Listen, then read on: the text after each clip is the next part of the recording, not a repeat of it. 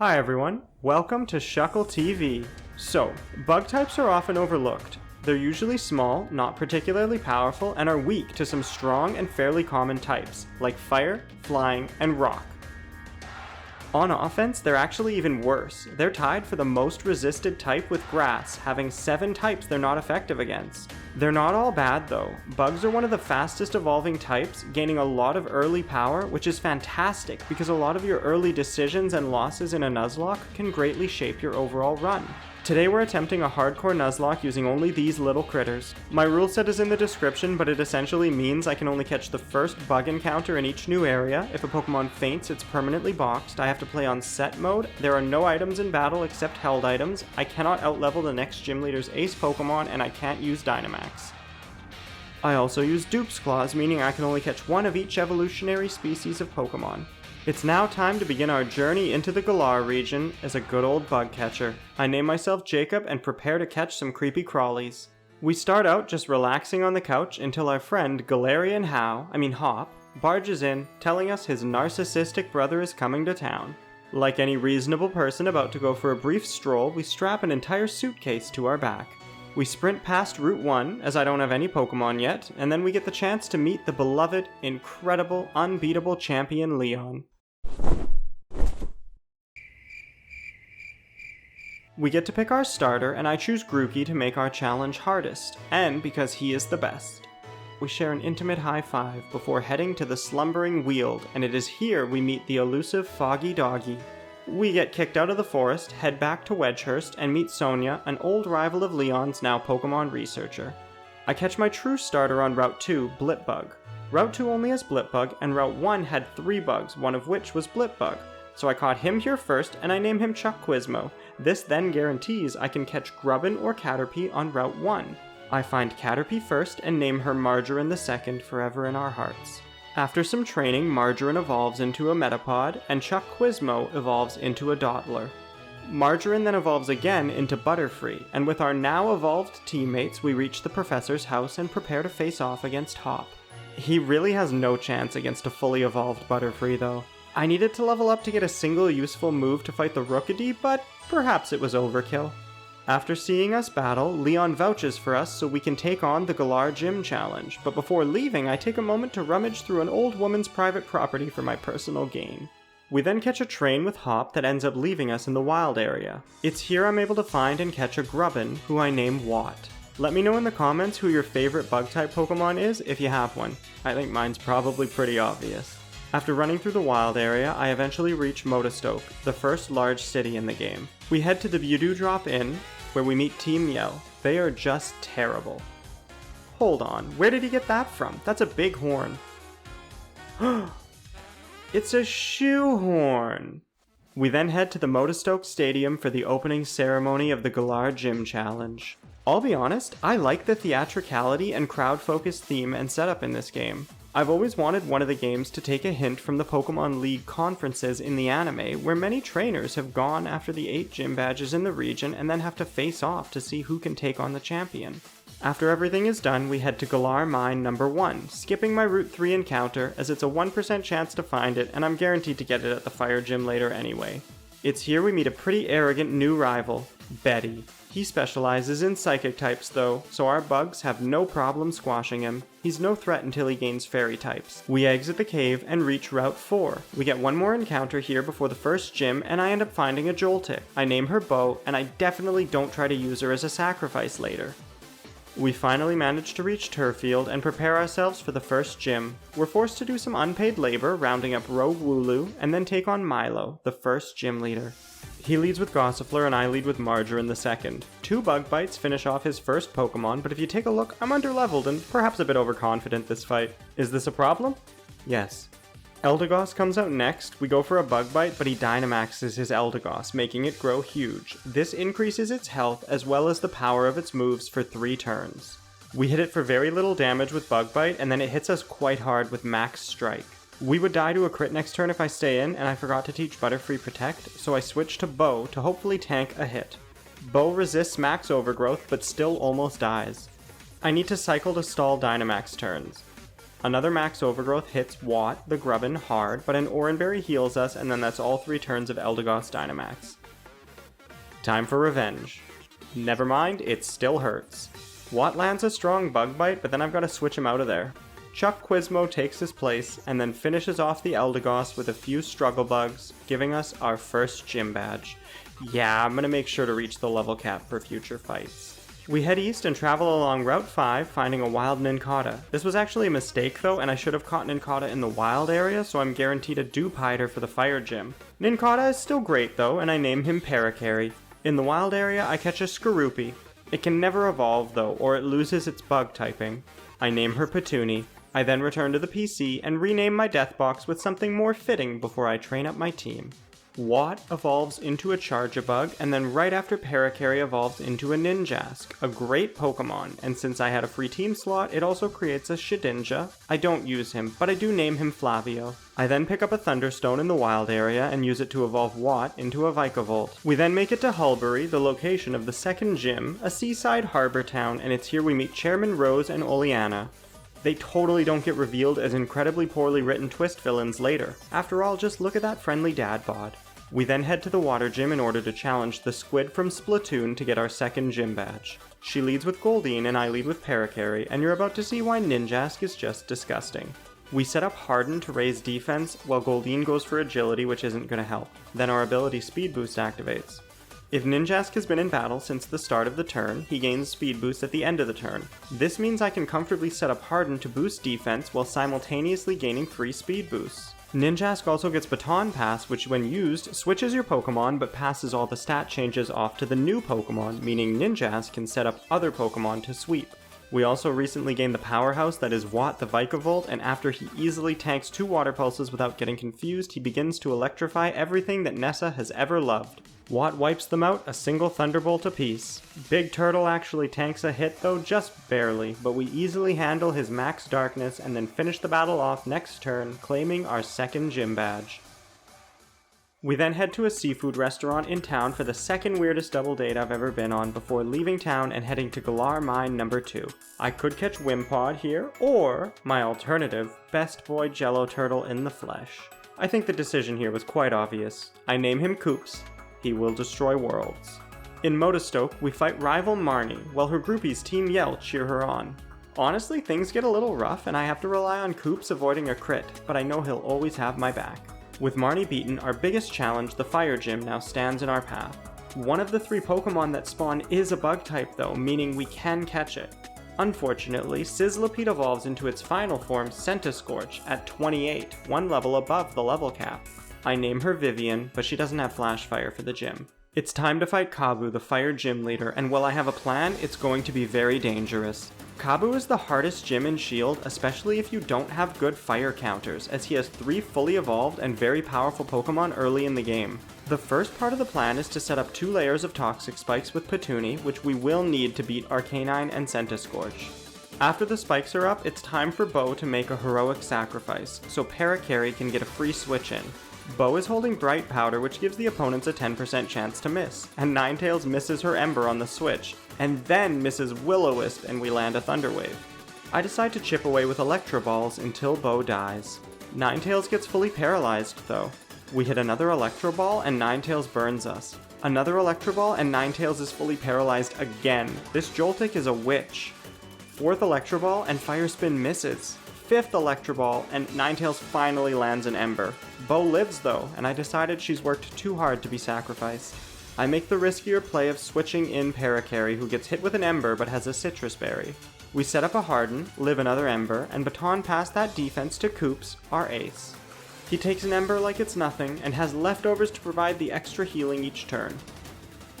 We land a Sand Tomb, trapping Ninetales, and it perishes at the end of the turn. Arcanine comes out next, but it doesn't threaten us. It's toxicked by the spikes, doesn't hit too hard, and is trapped by a Sand Tomb. It can't fight back as the Poison and Sand Tomb chip away at it, and we heal with Rest. All Arcanine can do is watch as the poison courses through its veins and the Desert Storm whittles it away. 1 Pokemon left. Centiskorch is pretty scary though. It Gigantamaxes, so we have to protect to reduce damage. It has a Trapping Fire move though, which is going to do a lot of residual damage. We have to stall as long as we can so the toxic damage ramps up. Koops is also trapped in the battle now and can't switch. One of these Pokemon is going down and no one is leaving the battle till that happens. It hits us with another G-Max Centiferno and we miss our Sand Tomb. We protect again as it lands its third Dynamax move. Poison is ticking down on it, but Fire Spin has brought us to 10 health. Dynamax ends. We click rest. It uses Flame Wheel.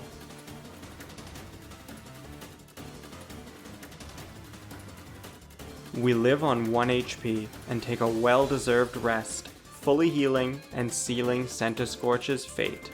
The poison takes over quickly and it can't fight back, falling and giving us our third and most hard-fought gym badge yet.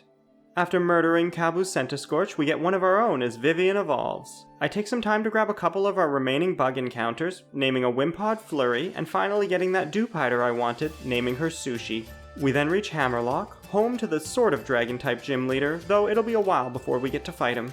I then make the responsible decision to spend all my money to look like a bug catcher, change my haircut, realize I can't wear my hat with this hairstyle, find the nearest store to pawn off all my earthly possessions, get a second haircut in one day, and then put my beautiful bucket hat back on.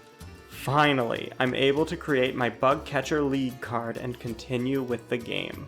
We then head west from Hammerlock to reach Route 6. It's here I run into a trainer that sends out a Clefable and... oh no. The nightmares have returned. We eventually take down that horrifying monstrosity and we catch our encounter, a Durant. I name him Boppery. With some training, Chuck Quizmo evolves into an Orbeetle, and then I decide to evolve Sushi into an Araquanid because I really like it and it'll be super useful in the... We then reach Stow-on-Side, a desert city that houses the Ghost-type gym leader. I also evolve Flurry into a Golisopod. Inside the gym, we're tasked with the most aggressively nauseating version of a Tilt-A-Whirl I've ever seen. It's now time to take on the Ghost-type gym leader, Alistair. He leads with Yamask, and I lead with Parakarry. Now, Alistair does have an incredibly powerful World Eater Gigantamax Gengar as his ace, but we have a Ninjask with Speed Boost, Protect, Swords Dance, and Baton Pass. Also, Yamask here just sucks and it's very easy to set up on. Yamask doesn't hit hard, can't cripple us, we're healing from leftovers every turn, we're gaining speed every turn, can gain multiple attack boosts till Swords Dance gets disabled, and so on. After boosting our stats, we can Baton Pass to Boppery the Durant, take a weak Hex, and then spam Crunch to finally put Alistair's ghost to rest. Yamask falls, and then Cursula is taken down in one hit, and Mimikyu comes out next. We can't kill it in one hit because of its ability Disguise, but it goes for Hone Claws, with Shadow Sneak next turn not doing much damage. A second Crunch then finishes it off, and Big Chonky Gengar comes out last, but we're too set up for it to pose any threat. One Crunch, one dead Gengar, and that's our fourth badge. After beating the fourth gym, you gain access to something super useful, EV training jobs. You can pick a specific stat to train, send up to 10 Pokemon per stat away for the whole day, and gain 96 EVs in that specific stat. I find it most useful to train almost all of my Pokemon in HP, and another stat that works with what I plan on using them for.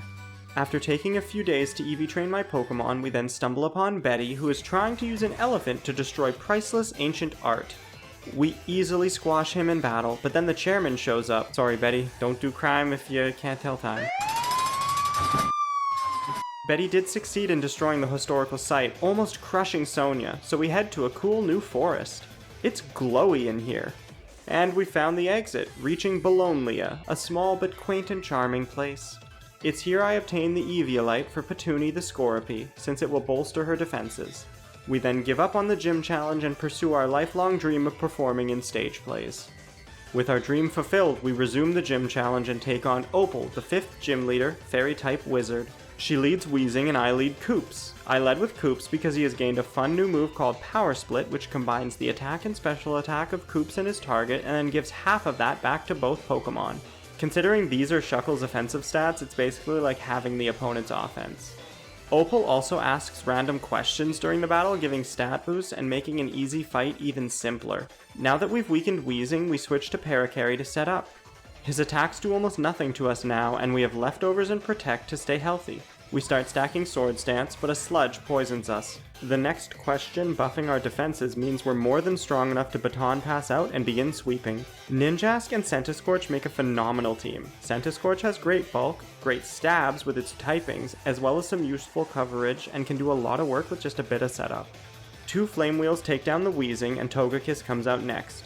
Flame Wheel does over half, but it retaliates with a quadruple effect of Ancient Power, dealing very little damage, honestly. It does get the Omni buff, though. We then lie to an old lady to boost her confidence, sharply raising our offensive stats. We still outspeed and easily finish Togekiss with another Flame Wheel. Mawile comes out next, and here's why Centiskorch is a great setup target. Flame Wheel incinerates the Mawile.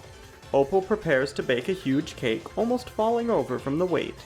Gigantic Cake appears, but we're gonna take a bite out of it. I go Leech Life even though it's resisted to heal a bit, since Flame Wheel won't one-shot. It retaliates with a Gigantamax move that heals it a bit. It can't really hurt us though, so eventually a Flame Wheel hits and Big Cake go boom, and that's our 5th gym badge down. We head back to Hammerlock and find Betty there after he skipped his bail hearing, and then Opal shows up too and runs towards him. We never see Betty again. Well, off to Route 7. It's short, not very exciting, so we quickly reach Route 8. Once here, we weave our way through the ruins, catch a Crustle, name him Lakilaster, and pass through the gate to the second half of Route 8, the snowy side.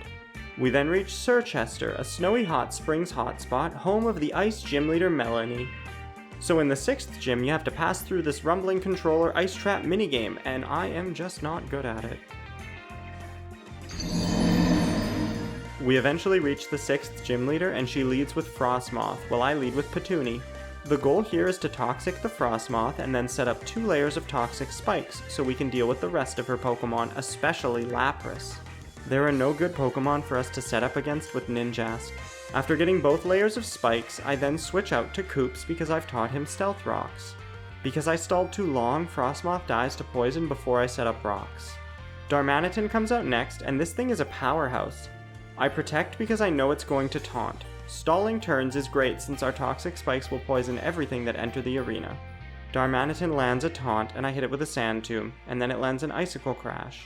The poison damage brings it below half, entering Zen mode, and I honestly don't know if that's good or bad. I switch to Golisopod since I resist its best stab move. Darmanitan falls and she sends out Ice Q next. It's a bit annoying to deal with, so I switch back to Koops. So Ice Q has 2 forms, Ice Face and Nice Face. When it's in its Ice Face form, it'll take no damage the first time it's hit with a physical move, and this form refreshes when a hailstorm starts. It gets super fast when it's in its Nice form, but the poison and residual damage from Sand Tomb is more than enough to take it down. Lapras comes out next and gets badly poisoned and loses a quarter of its health to Stealth Rocks. It Gigantamaxes, and honestly, this thing is a bit of a monster. We protect first, and it goes Max Geyser, hitting a powerful crit, even at only a quarter damage. It also sets up Rain, meaning next time it'll hit even harder. We may have leftovers, but we can't take any more hits. Flurry with its water typing is by far our best option, and Lapras goes another Max Geyser, critting a second time. Pretty bad luck so far, but we make it work, because Emergency Exit removes Flurry and allows me to easily switch to Paracarry. We can protect to stall out the final Gigantamax turn now. Lapras goes for its signature powerful ice move that also sets up dual screens. Phenomenal move, honestly, but that poison damage is starting to really add up. Lapras shrinks back down to its slightly less terrifying form, and we baton pass our speed boost back over to Watt, who quite nicely tanks an Ice Beam. We then go for a single Thunderbolt, finishing the fight. That's 6 badges down, and only 2 left to go.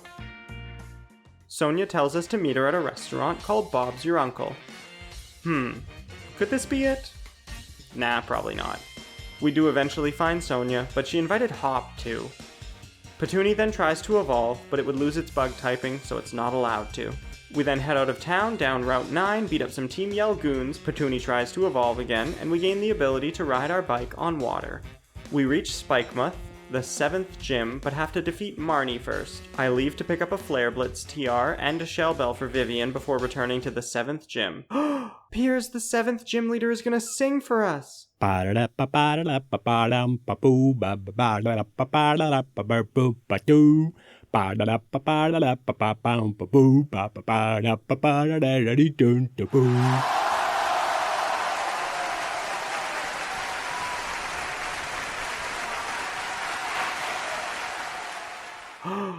He noticed us. It's time to start the 7th gym battle, but honestly it's a pretty easy one. He leads with Scrafty and I lead with Paracarry. He starts with a fake out and I forgot to protect, but with leftovers the damage is negligible. The main goal is to set up a Harden to boost defense as well as gain some passive speed boosts from our ability combined with Protect. We then baton pass out to Watt the Vikavolt, who with a defense boost and natural bulk easily shrugs off hits before retaliating with a Thunderbolt, dealing a lot of damage. A second Thunderbolt finishes off Scrafty. Malamar comes out and a single Bug Buzz destroys it. His ace Obstacoon comes out third since he doesn't Dynamax, but it falls to a Bug Buzz. Skuntank is last and Thunderbolt hits hard. And by this point, Shell Bell has fully healed us. It lands a Toxic and then fires off a Sucker Punch, but that's not enough, and Thunderbolt wipes it out. That's 7 badges down. Then Petuni tries to evolve again. After that, we head back to Hammerlock to take on the final gym challenge. You have to fight 3 double battles against trainers that the final gym leader has prepared. They're not super difficult, but they can be annoying. The first one is a breeze, but we experience some trouble in the second one. It's a Sunny Day Fire-type team, one of our biggest weaknesses. While I have some Pokemon that take fire damage neutrally, none can resist it, and Golisopod gets burned right away. In hindsight, I should have equipped a Rostberry. I eventually take it out after some maneuvering. The problem was Turtonator's Shell Trap move. Shell Trap activates if the user gets hit by a physical move. That's fine, don't attack it with someone weak.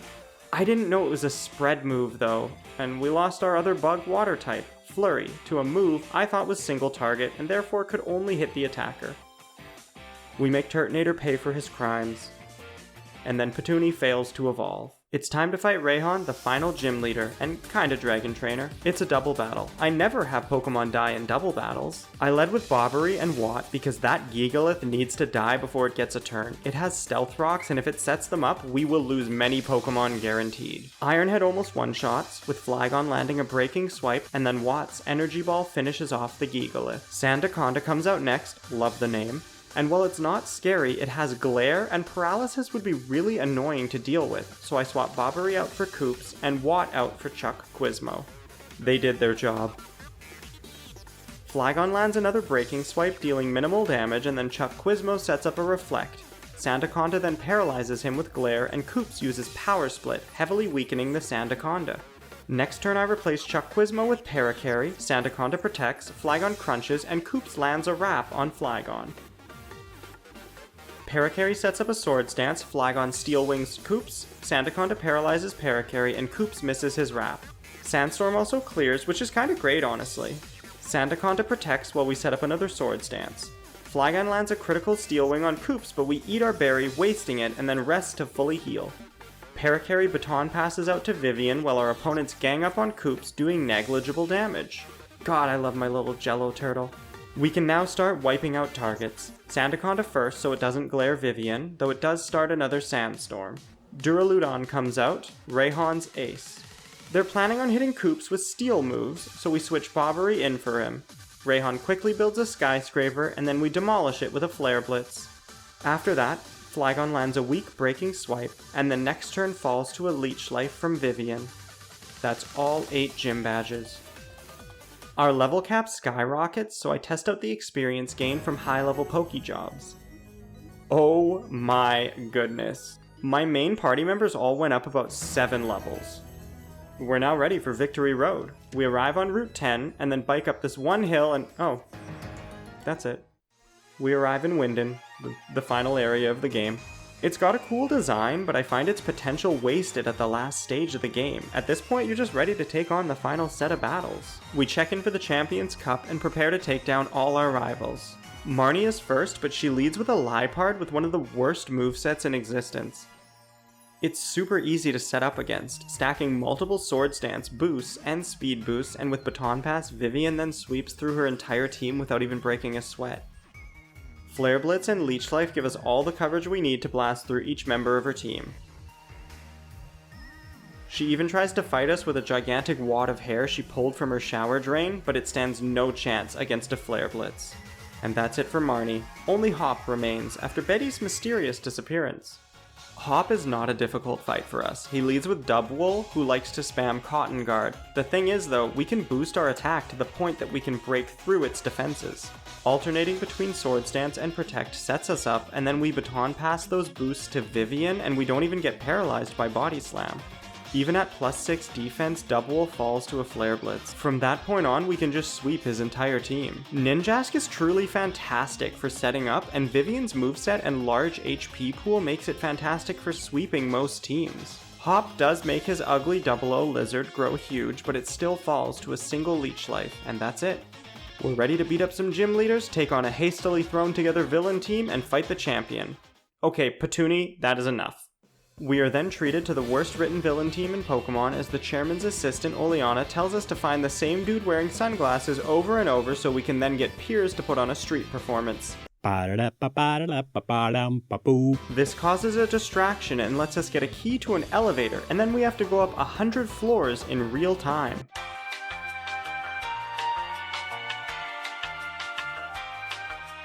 We eventually reach the top and then have to fight...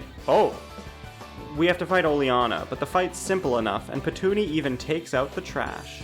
Upon finishing that fight, we are rewarded with a PowerPoint slideshow about how in 1,000 years, things in the Galar region might not be as good as they are today, and the chairman cannot wait even one more day for the champion to help him out with this problem. Petuni!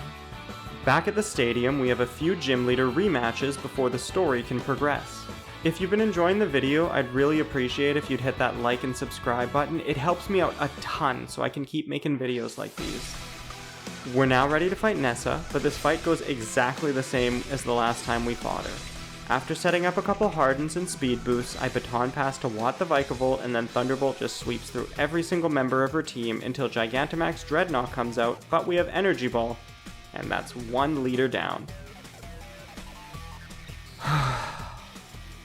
Next up is Alistair. He leads Dusknoir, a fully evolved powerful ghost type. I lead with Petuni, a tiny unevolved scorpion. I hit it with Toxic, it misses a Rock Tomb, and next turn I set up a layer of Toxic spikes, and it lands the Rock Tomb, and it crits, dealing almost nothing. This is a fully Eevee trained Skorupi in HP and defense, and it's holding an Eviolite. I felt like this footage in particular really helps show why Petuni, an unevolved Pokemon, is still in my team at level 59. After watching Petuni beat this Dusknoir, do we really need to see the rest of the fight to know Alistair loses horribly? Rayhan is the last one in this gauntlet, but he's running a weird mix of all the weather types between his different Pokemon. We're just gonna run Shuckle. Shuckle has Wrap, Withdraw, Sandstorm, and Rest. His only forms of damage are Wrap and the chip damage from Sandstorm, but since he's a rock type, his special defense is also boosted in Sand. This Shuckle also has a special defense increasing nature and is fully Eevee trained in HP and special defense. It also has Withdraw to boost its physical defense. Rest cures our statuses and fully heals, and Wrap is there to ever so slowly whittle down our enemy's health as they are absolutely helpless to resist. This Torkoal can do absolutely nothing to us, and it's a similar situation for all of Rayhan's other Pokemon. This fight took 31 minutes. Anyway, here's Goodra hitting us with a super effective rain-boosted Muddy Water before falling to a harsh sandstorm. Turtonator comes out for a turtle fight, but we learned how he works thanks to Flurry's noble sacrifice. Eventually, Wrap becomes too much for him to handle, and Flygon comes out, but he too eventually succumbs to Wrap. The Skyscraper makes a repeat appearance, but he too is no match for the Jello Turtle.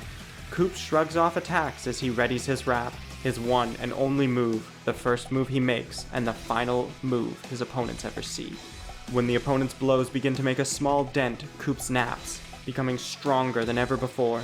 Each time he is hit, it only serves to bolster his resolve. The Skyscraper is undone, having accomplished nothing. It can now only wait. It struggles fruitlessly, only delaying its fate, but all fall to the inevitability and eventuality of Wrap. And that's Rayhan done, only a few fights left. You weren't even in this fight. It's now time for the finals against Champion Leon. We walk out onto the pitch, and he's waiting for us. Everything we've done has led to this moment. The attempted sacrifices, the challenges. They've all brought us here, and we're finally ready to step up and take down the champion of the Galar region. Oh, never mind. Chairman Rose has decided to doom us all. We still have a little bit of story left to take care of. We return to the slumbering weald to look for the elusive foggy doggies to avert disaster. In this dense mist, our search may take months, but oh, there they are. Cool. Back in Hammerlock, we take an elevator to find Chairman Rose and stop his plot to save the Galar region by destroying the Galar region. He leads with a Scavalier. Had to do a few takes to get that one right. His focus is on steel types, so a little bit of setup and baton pass to Vivian should be more than enough. We tank a Swords Dance boosted Iron Head and then one-shot it with a Flare Blitz. Flare Blitz will one-shot all of Rose's Pokemon, but the recoil will be too much even with the Shell Bell we're holding. Because of this, I have to play carefully using Leech Life on a couple of his Pokemon, but the problem is that most of his Pokemon also hit really hard. We get lucky though and Berserker uses Screech when we're immune to it anyway. Once it falls, Ferrothorn comes out, but since it's part grass, Leech Life hits quite hard, healing a lot, and then it wastes a turn using Curse. After finishing it off, Rose's gigantic elephant, Copperaja, comes out. We had 176 health before Flare Blitzing. Look at how much recoil damage we take. This elephant had 366 health and we took 122 recoil. Anyway, with Rose beaten, it's time to save Galar. We head to the roof and find Leon fighting a huge dragon. He thinks, yeah, just a regular Pokeball is enough. He explodes. Now it's time for us to fight Eternatus. Luckily, Koops holds all the power in this situation. Eternatus readies his gigantic Death Cannon. It does a bit of damage. We set up Sandstorm. Mega Death Cannon barely scratches our Jello Turtle, and we intentionally miss a wrap, lulling Eternatus into a false sense of security. Eventually, we wrap the Eternatus. There is no escape now. The squeezing has begun. Eternatus readies one last Mega Death Cannon. But it's not enough, and Koops sleeps, undoing all of Eternatus' work as he falls to the inevitability of wrap. Eternatus rockets into the sky, exploding into a giant malevolent force of energy reaching down, ready to destroy us with its grasp. The Foggy Doggies make a last-minute appearance, though, and prepare to fight alongside us to defeat Eternatus. Everyone contributes. Foggy Doggy with a sword slices through Eternatus at lightning speed. Foggy Doggy with the big face rams his disproportionately large face into Eternatus, hurting him. We use Wrap. Eventually, Eternatus is once again undone by Wrap. All that's left now is to capture him in a love ball. The fighting must come to an end. We manage to seal Eternatus away with our love. Apocalypse averted. It's now time to claim our place as champion, with only a single foe standing in our way. Leon, the undefeated champion with his unparalleled team of incredible Pokemon led by his Gigantamax Charizard. The final stage is set, with thousands watching, waiting, wondering who will come out victorious in this once-in-a-lifetime match. Can we defeat Leon with just a team of little bugs? He leads Aegislash, and I lead Chuck Quizmo. Been a while since we've seen him. Aegislash is a special attacker, so I want to set up a light screen, and Quizmo is holding a light clay that makes that last 8 turns. We tank a Shadow Ball fairly well behind the screen, and then I switch to Koops in order to set up Stealth Rocks and Power Split the Aegislash, predicting a King Shield this turn. He hits us with a Flash Cannon, but we take it well behind the light screen, and then land Power Split. I learned later that Aegislash's ability in particular resets Power Split changes, so this ended up being useless. We do get Stealth Rocks out though. I then switch Koops out for Paracarry to try setting up Swords Dance. We tank a Flash Cannon, then boost our attack, but Aegislash goes for Shadow Ball, meaning we have to Baton Pass now. I protect first to get one more speed boost and then click my last Baton Pass of the run. Vivian comes out, ready for her final battle, easily tanking a Flash Cannon. Light screen wears off and the counterattack begins. We go for Flare Blitz and Aegislash uses King Shield. Our next Flare Blitz incinerates Aegislash.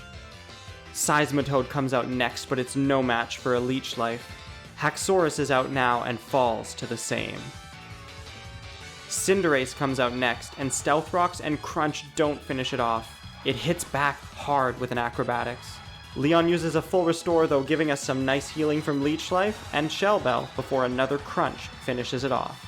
Dragapult, this generation's pseudo-legendary, comes out, but a single Crunch is more than a match for it. Also we crit, I guess.